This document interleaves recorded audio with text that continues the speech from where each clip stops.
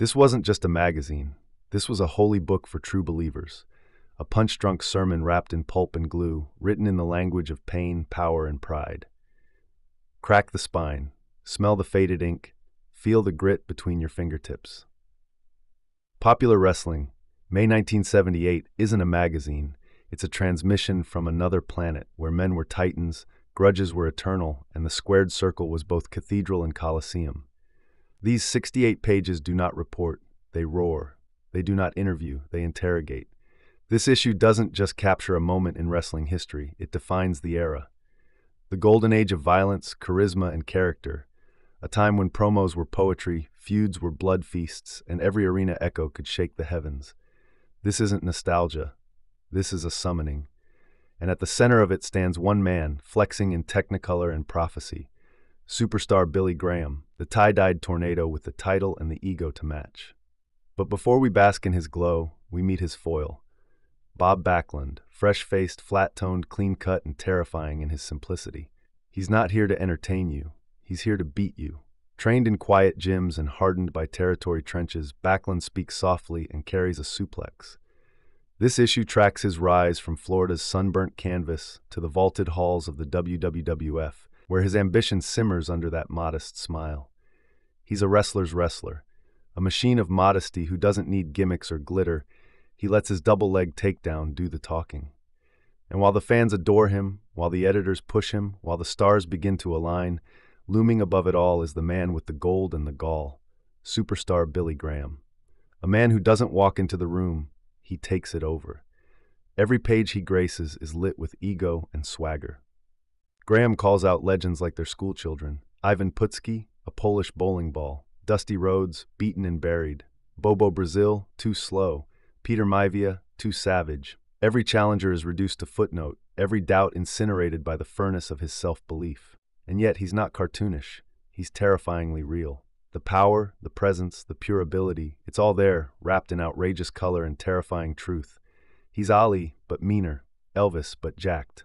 He's a man who defends the WWF title across NWA lines just because he can, taking on the likes of Jack Briscoe, Rocky Johnson, Joss LeDuc, and Jimmy Valiant in hostile arenas. He speaks in scripture. He wrestles like a lion, and he knows exactly what he is. Inevitable. But as you start to believe in Graham's divinity, the issue throws you a bolt of rage from the Texas plains. Tex McKenzie, bleeding pride and fury, lays down the gauntlet against the most feared name in the sport, the Sheik. And this isn't a promo, this is a manifesto, a soul purge. Tex recounts years of pain, fireballs, spikes, slashes, and scars. The Sheik didn't just hurt him, he haunted him. And now Tex wants to end it, not just for himself, but for every man broken by that robed lunatic.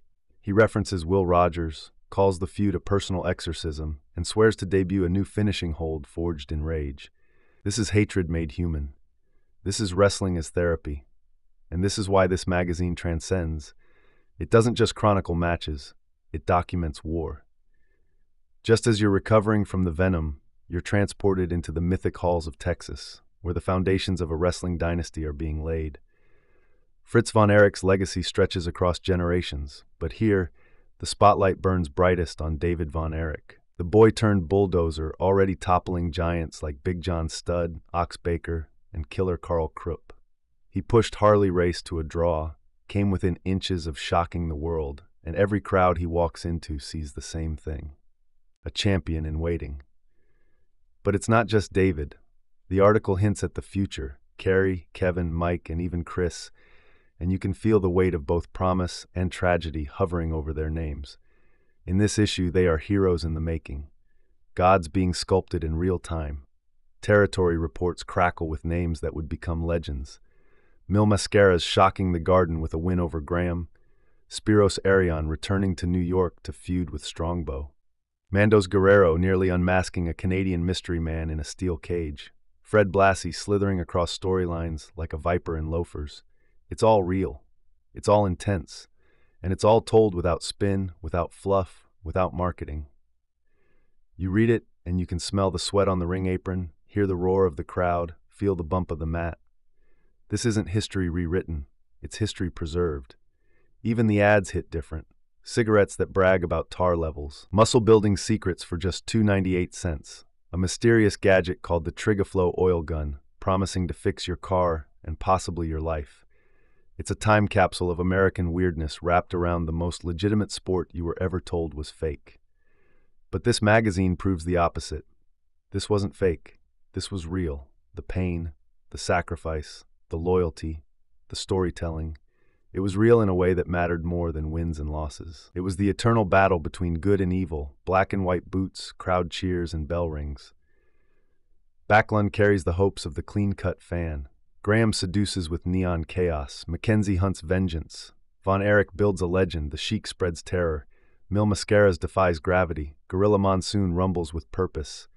Blassie orchestrates doom. And through it all, the fans hold their breath, their tickets, their dreams. These aren't just wrestlers. They're myth-makers, priests of pain and prophets of punishment. And this magazine, Popular Wrestling, May 1978, doesn't just record them, it canonizes them. Every sentence aches with conviction. Every article screams with character. Every photo captures a universe in motion. You aren't flipping through a publication. You're being dragged through a world that changed lives, sold out coliseums, and carved memories into the hearts of millions. These aren't stories. They're scars. They aren't columns. They're commandments. This isn't a magazine, it's gospel. Believe that.